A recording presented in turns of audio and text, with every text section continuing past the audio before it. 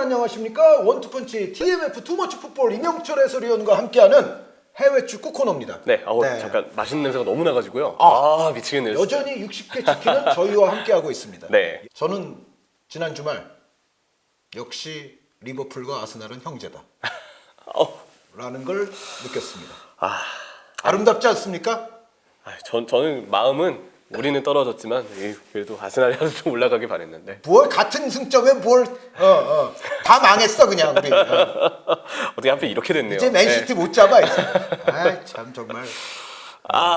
그렇지 않아도 저 후반부에 강한 팀 아니에요 맨시티가. 그렇죠. 여기서는 먼저 실족하면 안 되는 건데 물론 그럼에도 저는 아스날이 지난 시즌처럼 정말 이제 말도 안 되게 이제 완전히 그냥 거꾸로지는 실족까지는 아니잖아요 지금. 네, 그럼요. 네. 여전히 그래도 근소하게 지금 밑에 있는 요 정도 시점에서 네. 잘했다. 여전히 박수는 쳐주고 싶은데 근데 이제 빌라전 이렇게 틀어놨는데 어느 순간부터는 이거 질 것 같다는 생각이 강했어요. 왜냐하면 아스날이 확실히 좀 피곤한 함이 역력해 보이고요. 네. 그 챔피언스리그 바이에른 뮌헨과의 대결, 바이에른 뮌헨 팬분들에게는 죄송합니다. 그 정말 말도 안 되는 그 판정에 대해서는 저는 정말 말도 안 된다고 생각하기 때문에 주심의 문제죠. 네, 그렇죠. 근데 바이에른 뮌헨 팬들에게는 심심한 죄송하다는 말씀을 드리고 어쨌든 바이에른 뮌헨 같은 거함과 챔피언스리그를 하면서 또 리그를 운영하기가 쉬운 일 같지는 않아요. 근데 리버풀은 아탈란타한테 왜 그렇게 된 거예요? 아탈란타와 크리스탈 팰리스 모두 리버풀의 같은 방식으로 공략을 했습니다. 네. 중앙 위주의 압박.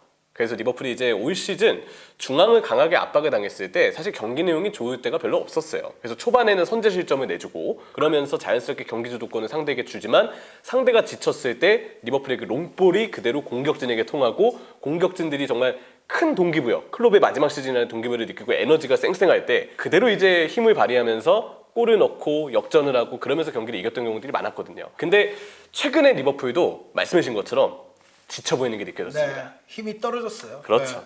그게 결국 지금 두 경기 연속으로 두 경기에서 아예 홈이지만 골이 없었던 상황으로까지 이어졌다고 보고 있습니다. 물론 찬스가 없었던 건 아니고 뭐 골문 바로 앞에서 찬스도 뭐 놓치고 하는 경우들도 제가 보긴 했는데 어쨌든 뭐 리버풀도 그렇고 아스날도 그렇고 뭔가 좀 힘 빠져 보이는 그래서 그 쌩쌩했을 때의 어떤 그 막판 드라마틱한 승점 3점 획득 이런 게 조금 어려울 것 같다 싶더니만 아니나 다를까 빌라에게 당하더라고요. 네. 그래서 어쨌든 리버풀과 아스날은 형제다.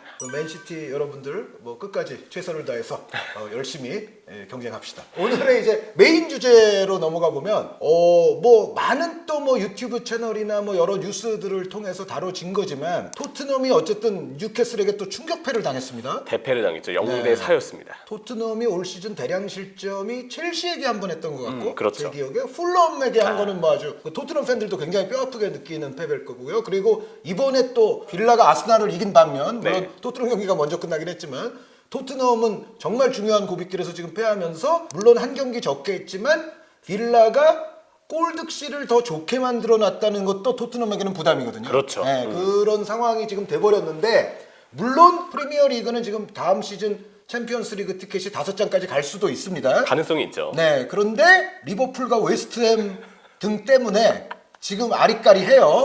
그렇죠. 게다가 아스날과 물론 맨시티가 홈으로 레알을 불러들이긴 하는데 아스날은 또 이제 원정 가야 되는 부분이 있고요. 상대가 또 분데스리가 팀 바이에른 뮌헨. 그리고 뭐 맨시티는 액면가로는 조금 유리해 보이긴 하지만은 또 레알 마드리드이기 때문에 또 알 수가 없고요. 그렇죠. 그런 상황이라서 그 몇 주 전에 비하면 프리미어리그의 5장 가능성이 좀 줄었습니다. 물론 여전히 독일과의 아주 뜨거운 경합이 벌어지기는 할 것 같은데 그럼에도 불구하고 확실치는 않아 보인다는 거. 그걸 고려하면 4등을 해야죠. 그렇죠. 그런데 그런 상황인데 토트넘이 지금 대패를 했어요. 그리고 내용도 굉장히 안 좋았어요. 그래서 이제 여러 채널이나 뉴스에서 다뤄지기는 했지만 오늘 임 의원님께 올 시즌 그리고 지금 현재 종합적으로 토트넘에게 발생하고 있는 문제 어디에 뭐 가장 원인이 있는지 뭐 1번, 2번, 3번 임영철 해설위원의 지금 현재 토트넘에 대한 진단을 들어보는 시간을 갖도록 하겠는데요. 일단 그 포스테코글루 감독의 전술이 선수들의 폼이 좋건 안 좋건 뭐 상대가 우리에 대해서 파악을 다 했건 안 했건 너무 일관적으로 유지되는 것 같다라는 그렇죠. 그런 평가들은 지금 많잖아요. 네, 물론 네. 중간중간 변화가 아예 없었던 건 아니에요. 수비형 미드필더가 원래는 전진을 많이 했던 반면 아무래도 이제 센터백들이 부상을 당했을 때는 비수마 선수처럼 수비형 미드필더 자리에 있는 선수의 전진을 자제시킨다든지 또 이제 손흥민을 기용하는 방식도 이 패스가 좀 풀리지 않을 때 좀 더 내려서 세우는 방식이라든지 여러 가지로 이제 조금씩 포스테코글루가 변화를 주긴 하는데 문제는 팬분들이 느끼기에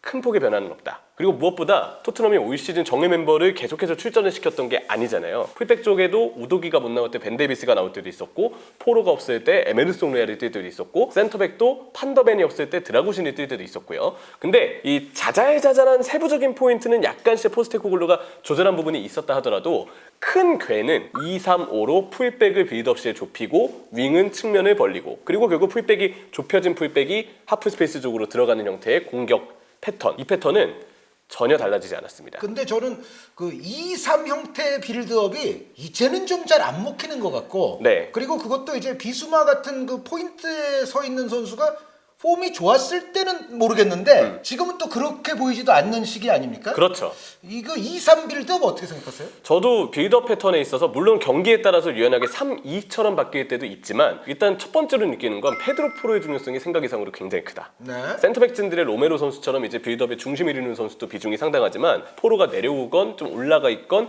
킥을 통해서 토트넘이 전환이 될 텐데 최근에 또 포로가 몸 상태가 좋지 않아서 빠지게 되는 점 이런 점들은 이제 토트넘 입장에서는 분명 빌드업에 있어서 좀 아쉬운 포인트로 짚을 수 있겠고요. 포로를 얘기하기에 앞서서 포로가 있어도 2-3, 뭐 약간의 3-2의 변형 그래도 결국은 답답했던 건 매한가지거든요. 그럼 그 이유가 무엇인지를 봐야 되는데 포스테코글루 감독의 의도를 먼저 좀 파악할 필요가 있다고 생각을 합니다. 풀백이 안쪽으로 좁히는 것. 그래서 2-3에 3에 있어서 비수마와 풀백들이 같이 센터백 위쪽에 3명을 형성할 때가 많죠. 그 이유가 무엇인지를 보면 2-3을 중앙으로 좁게 세우면 상대 압박도 중앙으로 당겨지게 됩니다. 그러면 발생할 수 있는 효과가 상대의 수비가 중앙으로 당겨지기 때문에 측면 쪽의 공간이 생각보다 많이 열릴 수 있다는 거거든요. 그러면 측면 자원들은 공간을 활용하고 돌파하고 측면 플레이를 가져가기가 상대적으로 수월해지죠. 근데 여기서 문제점이 하나 드러납니다. 토트넘의 지금 측면 자원들이 팀이 뭔가 필요로 하는, 팀이 뭔가 기대를 갖고 있는 이 어떤 단계보다는 확실히 좀 실망을 주는 편이에요. 그러니까 지금 일단 베르너, 존슨 선수가 지금은 네. 측면이라고 봐야 되겠죠? 뭐 이외에도 뭐 쿨루셉스키라든지 네. 다양한 또 측면 자원들이 있는데 측면 쪽에서 조금 더 볼을 달고 측면에서의 어떤 저돌적인 돌파, 뭔가 공격 기회 창출 이런 것들을 해줄 수 있는 선수들이 있다면 빌드업 시 풀백을 안쪽으로 좁혀서 상대가 중앙으로 당겨졌을 때 그래서 측면 공간이 나왔을 때 비교적 더 토트넘이 측면의 활로를 찾는 과정이 쉬웠을 거예요. 그리고 측면 쪽에서 이렇게 혀를 뚫어주는 선수들의 플레이가 잘 나와주면 자연스럽게 상대 백포가 벌어지면서 하프 스페이스 공간이 비게 되는데 그러면 전체적으로 톱 자리에 있는 선수들, 미드필더에서 침투하는 선수들 좀 더 좋은 퍼포먼스가 나올 수 있었겠죠. 근데 아쉬운 점은 토트넘의 측면 자원들의 볼을 달고 있을 때 돌파력이라든지 전체적인 기회를 창출해내는 능력들이 확실히 꽤 아쉬운 편에 속한다는 점이 아닐까 싶습니다. 물론 발은 빠르죠. 근데 여기서 이야기하는 건 단순히 속도를 통해서 그냥 침투를 가져가는 것이 아닌 공을 달고 있을 때 측면에서의 기회 창출을 얼마나 이들이 잘할 수 있는가의 문제인데 측면 쪽에 공간이 나더라도 혀를 뚫어주는 측면의 플레이에 위력이 부족하기 때문에 막상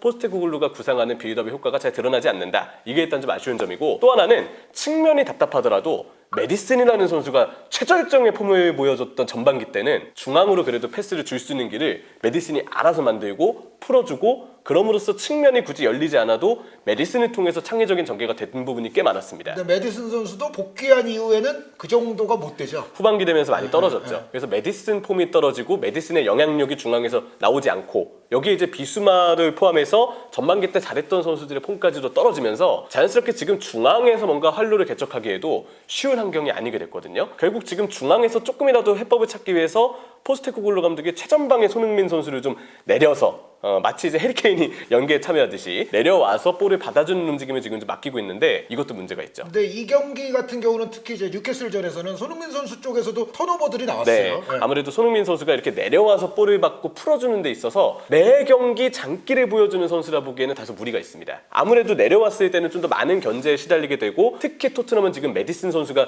자기 역할을 잘해주고 있다고 보기는 어려운 데다가 빌드업 대형 자체가 안쪽으로 좁혀져 있잖아요. 이거는 상대도 안쪽으로 따라온다는 걸 뜻하는데 그럼 중앙 공간이 굉장히 적다라는 것을 의미합니다. 풀백들이 안쪽에 좁혀져 있고 침투할 때도 하프 스페이스 이 측면과 중앙 사이 공간 대체적으로는 중앙 쪽으로 들어가기 때문에 상대 수비가 중앙으로 당겨져 있어서 공간이 없는데 여기에 손흥민 선수까지 내려온다. 근데 내려오는 위치도 일단은 중앙이잖아요. 그러다 보니까 중앙에서 손흥민 선수가 내려오더라도 견제의 대상이 될 수밖에 없고 그 견제의 대상이 됐을 때 손흥민 선수도 경기마다 이런 볼을 뺏기거나 그대로 결국 이제 뺏긴 것이 역습의 빌미가 되는 그런 상황들이 이제 이어질 수밖에 없는 거거든요. 최전방 공격수를 내려서 어느 정도 중앙의 활로를 개척하려고 하는데 이마저도 지금 효과가 나타나지는 않고 있다. 그리고 이 2-3 혹은 약간의 변형이 들어갔던 3-2 구조에 대해서 굉장히 많은 팀들이 이제 1대1 대인 압박으로 뻔해 보이는 토트넘 빌드업 대응에 대해서 대인 압박으로 맞불 전술, 대응 전술을 완벽하게 상대 감독들이 이제 다 펼치고 있습니다. 결국 이런 견제를 받다 보니까 토트넘이 원하는 바의 빌드업 효과는 정작 나오지 않고 이 빌드업 대응이 읽힘으로써 우려하고 있는 단점들만 많이 나타나고 있다. 이 와중에 포스테코글루 감독이 메디슨의 영향력이 떨어졌기 때문에 톱자리의 선수를 약간 변형을 주면서 뭔가 변화를 주려고 하는데 이마저도 지금 좀 개운한 해결책은 아니다. 그렇게 좀 정리할 수 있을 것 같습니다. 네, 너무도 아주 일목요연한 아주 좋은 설명이신 것 같은데 너무 이것저것 포인트를 얘기하는 것보다는 저는 임 의원님처럼 이렇게 그냥 한 가지로 지금 스토리가 딱 완결이 되거든요. 저 이런 거 아주 좋아하거든요. 너무 감사합니다. 그런데 단도직입적으로 지금 이제 운명의 몇 경기가 지금 남아 있는 거 아닙니까? 그런데 토트넘이 일정이 어려워요. 많이 어렵죠. 네, 일정이 어려워요. 이 남은 몇 경기에서 포스테코글루 감독, 임 의원님이라면 어떻게 해야 될 것 같다. 어떻게 한다. 사실 당연히 변화가 필요해 보이는 건 맞습니다. 특히 지금 토트넘의 가장 큰 문제점은 풀백의 위치가 너무 많이 이제 공격시 올라감으로써 자주 측면 뒷공간을 상대에게 역수시마다 내주고 있다는 점이고 또 하나는 센터백들에게 너무 많은 수비 커버 범위를 맡기고 있다는 거예요. 근데 이제는 반더벤 선수도 뺏기고 뚫리고 하는 경우들이 자꾸 나와요. 그의 이 선수 개인의 실수도 물론 있지만 과부하가 좀 오는 것이 아닌가라고 좀 느끼게 되거든요. 그렇다면 이제 토트넘 입장에서도 전술적으로 좀 변화를 주면서 지금은 이제 결과가 필요하기 때문에 어느 정도 라인을 내리고 아니면 풀백의 위치를 조정하고 혹은 압박의 기준점에 대해서도 어느 정도는 조절을 해줌으로써 상대의 노골적으로 역습을 노리는 경기 운영이 매 경기 이어지고 있는데 똑같은 패턴에 계속 당하고 있거든요. 이제는 토트넘도 조금은 변화를 줘야 될 타이밍이 이미 왔다. 근데 좀 늦었다라는 이야기를 일단 좀 하고 싶고요. 근데 현실적으로 변화를 줄 가능성이 매우 적습니다. 아니 그러니까 그게 이제 변화 뭐 말들은 많이 하는데 그 30몇 경기 해놓고 이제 물론 이제 정말 중요한 몇 경기가 남았고 또 강팀들과의 일정이 이어지는 건 사실인데 여태까지 안 준 변화를 지금 뭐 큰 폭으로 준다? 이거 사실 거의 뭐 불가능한 거 아닙니까? 그렇죠. 이 리그 후반부잖아요. 그렇기 때문에 더더욱 뭔가 변화를 기대하기는 어렵고 만약에 변화를 일찍 줄 상태였다면 중반기 때 한 11월쯤 됐을 때 판더벤 로메로가 모두 못 나올 때 센터백진의 구멍이 엄청 생겼을 때 그때 이미 변화를 좀 주었겠죠. 근데 부상자가 또 아주 많아졌을 때는 포스테코글루 감독도 약간 변화를 주는 거는 있긴 있었던 것 같아요. 그렇죠. 시도는 좀 했었죠. 그런데 또 어느 정도 멤버가 다시 갖춰지니까 그때부터는 또 그냥 또 일방통행적인 그런 전술이 계속 되는데 변화 말씀은 하셨지만 실제로 그렇게 변화를 줄 것 같지도 않다고 또 말씀하셨어요. 그렇죠. 그러면 어떻게 해야 돼요? 현재로서는 지금 당장 변화가 없는 상황에서 토트넘은 일단 빌라 쪽으로 지금 주도권이 넘어간 건 사실이거든요. 4위까지 챔피언스리그를 일단 간다는 전제로 봤을 때 그 남은 경기가 빌라가 조금 나아 보이더라고요. 한 일정이 경기 더 하기는 했지만. 그런데 대신 빌라가 컨퍼런스 리그를 병행하는 변수가 그거는 있죠. 있네요. 아스톤 빌라가 이제 리를 1차전 때 2대1로 이겼거든요. 아직은 근소한 차이죠.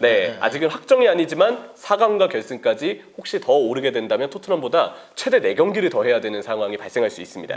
그렇다면 아무래도 토트넘 입장에서는 일정이 좀 험난하긴 하지만 최대한 빌라 쪽에서의 승점 드랍이 좀 있기를 바라야 되는 것. 일단 지금 이 전술을 바꾸지 않는다는 전제라면 무조건 주전들이 최대한 좀 많이 나와줘야 되겠죠. 주전들이 빠졌을 때는 더 대처하기 안 서는 지금 토트넘의 팀 상황이기 때문에 웬만하면 주전들이 좀 꾸준히 경기를 뛰면서 최대한 정말 쥐어 짜내는 방식의 승점이라도 좀 쌓을 필요가 있다. 그리고 어느 정도 빌라에게 주도권이 넘어간 상황이라서 빌라 쪽에서의 승점 드랍이 있기를 좀 바라야 되는 상황이다라고 얘기를 드릴 수 있겠고 지금 나가 있는 빌라를 포함해서 잘해가지고 5장을 좀 제발 만들어주세요. 그러니까 분데스리가 팀들을 꺾는 게 사실 프리미어리그가 중요합니다. 아스날이 힘을 내줘야 되고요. 그리고 그 레버쿠젠이 또 웨스트햄을 만나는데 웨스트햄이 또 힘을 내줘야죠. 웨스트햄은 쉬워 보이지 않는다. 슈팅이 33개 되나 레버쿠젠 축하합니다. 참. 그렇죠, 오늘 그렇죠. 김영민 선생이 있었으면 막 축포를 터뜨릴 뻔했는데 레버쿠젠 축하드립니다. 정말 축하드립니다.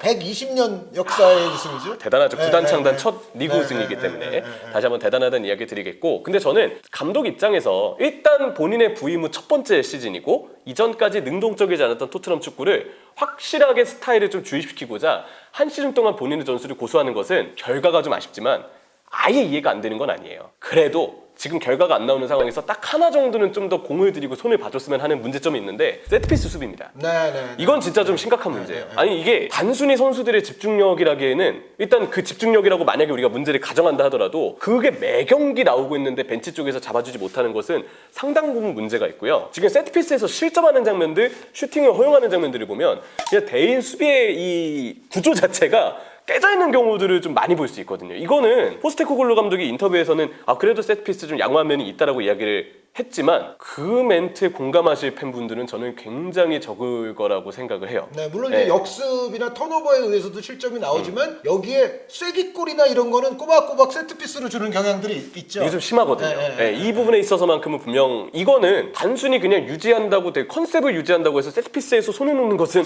저는 아니라고 보거든요. 이쪽은 조금 더 좀 더더욱 이제 집중을 좀 해줄 필요가 있다라는 얘기를 드리고 싶고 큰 개의 전술 변화를 올 시즌 가져가기 무리가 있다. 그렇다 한다면 적어도 두 번째 시즌, 다음 시즌 토트넘은 올 시즌과 다르게 UEFA 대회를 병행하게 될 가능성이 크잖아요. 그렇죠. 그리고 이제 일부 자원들은 또 나갈 것이고 선수단의 변동도 좀 있을 텐데 다음 시즌은 이번 시즌보다도 일정상에 따른 체력적인 문제까지 더해질 가능성이 높습니다. 두 번째 시즌이기 때문에 첫 번째 시즌보다는 좀 더 포스테코글루 감독이 뭔가 전술의 시야를 넓히기에도 조금 더 다양한 어떤 전술을 펼치기에도 이제는 용이한 환경이 되는 거거든요. 두 번째 시즌만큼은 본인의 전술도 어느 정도 유연성이 있다는 것을 지금보다는 더 보여줘야 할 것이다. 그래서 저는 두 가지를 요구하고 싶은데 현실적으로 지금의 전술 변화는 쉽지 않은 것 같으니 일단 남은 일정 세트피스 수비라도 제발 좀 점검을 해달라. 두 번째는 일단 포스테코글루의 두 번째 시즌인 다음 시즌에는 올 시즌보다는 조금 더 유연성을 보여줄 것이 전제되어 있어야 할 것이다. 라는 점을 좀 강조하고 싶습니다. 네, 포스테코글루 감독 뭐 다음 시즌에도 틀림없이 지휘봉은 계속 잡고 있을 일단 거니까. 그거 전제해야죠.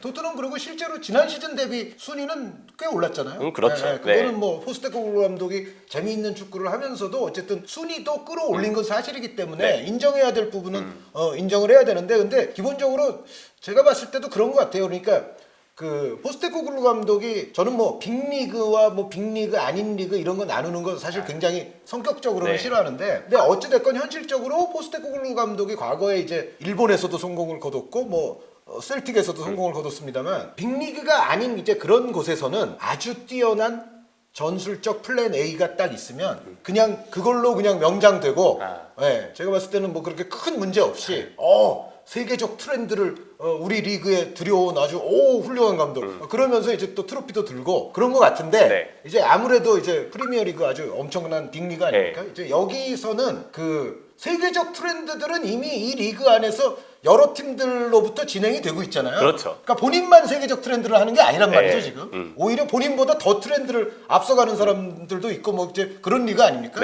이런 상황에서는 한 가지만 아주 잘한다고 해서 트로피 들고 이거는 잘 안 되는 것 같아요. 근데 이제 칭찬을 안 해줬는데 한 줄만 해주시죠. 제가 좋아하는 그 마크 노플러 선생님 음악이 나오는 저 뉴캐슬. 뉴캐슬이 그 부상이 엄청 많았는데, 그 이 정도 부상자 규모의 토트넘 상대로 4골 넣었으면은 너무 잘한 거 아닙니까? 이거? 정말 잘한 거죠. 그리고 세인트 제임스 파크가 참 뭔가 보는 제3자의 팬에게도 뭔가 이렇게 좀 들끓게 하는 그런 경기장 분위기가 있어요. 제가 올 시즌 그때 아시안 게임과 유럽 챔피언스리그까지 병행하면서 몸살이 난 상태로 파리랑 뉴캐슬, 그때 뉴캐슬과 파리의 챔피언스리그 조별리그 경기 중계했었는데 그때 그 뉴캐슬의 압박과 선수들의 그 동기부여에 실려 있는 그 눈빛 이게 몸이 좀 되게 안 좋았는데도 불구하고 되게 저를 신나게 많이 만들어줬거든요. 근데 이번 경기에서도 뉴캐슬의 어떤 에너지는 정말 어려운 상황, 올 시즌 부상자도 많고 에데어 감독도 지난 시즌만큼의 성적이 아직 안 나온 상황에서 다시 한번 이제 뉴캐슬이 그래도 역시 팀적으로 그 이전의 시기보다는 확실히 좀 달라져 있구나라는 것을 많이 느끼게 한 경기가 아니었나. 그리고 이삭은 정말 잘하더군요. 챔피언스리그 티켓까지는 아니지만 그래도 뉴캐슬이 슬금슬금 지금 6위 싸움 아닙니까 이제? 그렇죠. 맨체스터 유나이티드가 오히려 지금 뉴캐슬 때문에 좀 긴장해야 되는 그런 순위까지 지금 뉴캐슬이 올라왔는데 리버풀과 아스날의 형제애는 영원하다부터 시작을 해서 결국은 이제 토트넘 포스테코글루 감독이 현재 직면하고 있는 가장 핵심적인 문제점 및 이명철 해설위원이 생각하는 그래도 앞으로 토트넘이 나아가야 될 방향에 대해서 들어봤고요. 뭐 짧지만 뉴캐슬은 정말 부상자 대비 정말 너무 잘한 경기였다라는 말씀을 마지막으로 이명철 해설위원과 나눠본 원투펀치 TMF 투머치 풋볼 시간을 이것으로서 마치겠습니다. 여러분 저희는 다음 시간에 다시 돌아오도록 하겠습니다. 대단히 감사합니다.